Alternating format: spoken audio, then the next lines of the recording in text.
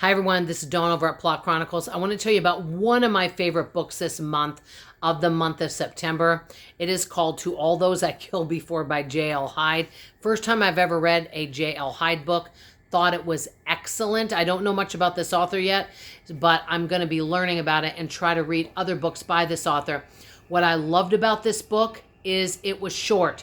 I know I've said this before, but I think there's so many books that don't need to be 700 pages, 600 pages, even 500. I honestly think that there's a lot of filler in many of these books, and that's where people lose interest, okay? So I really love this book. So what this book is about a girl named Rachel. Now, Rachel has a sister. Rachel is in her 40s. She finds out she only has maybe a year to live. It says a few months, but ends up being longer than that.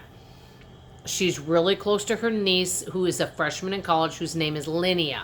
And I don't know if you've ever read that book or heard about that story called Tuesdays with Maury, where a guy goes and he visits Maury every Tuesday. He's dying of ALS, Lou Gehrig's disease. I love that story. But anyway, so it's kind of like she goes to visit her aunt every Tuesday. Well, her aunt, Rachel, has a mouth on her, and she is spunky, and she's funny, okay?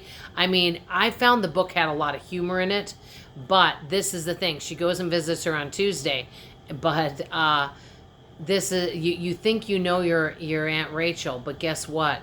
She finds out all sorts of secrets about Rachel. Rachel wants to basically do confession time and tell her all the things she's done in her life, and some of them are shocking secrets that she hasn't told anyone before. And Linnea doesn't know what to think, but Linnea's like, she needs to get it off her chest, I guess, and she's telling me. So she's telling her all these things that she's done. And, Linnea doesn't know what to do with this information. She says, hey, after I'm dead, you can do whatever you want. So the last confession she gives her right before she dies, and then she writes her a note, is the most shocking. That's the one basically, there's a major twist at the end of the book that I didn't see coming. And I actually liked the ending of the book myself, which you'll find out. But what I highly recommend this book. It's not gory or anything like that. And there's some humor in it, which is kind of fun. And it's about family dynamics, which I also like.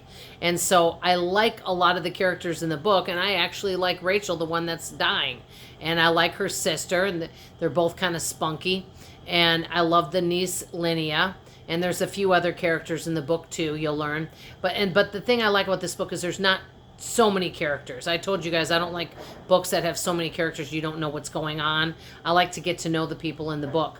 So I think you may enjoy it, but I love it because it's a short book. It's not overly long. I think it's less than 200 pages, like 196 pages.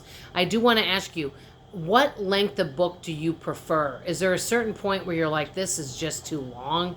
I don't want to read something that has this many pages. I'd love to hear from you in the comments below.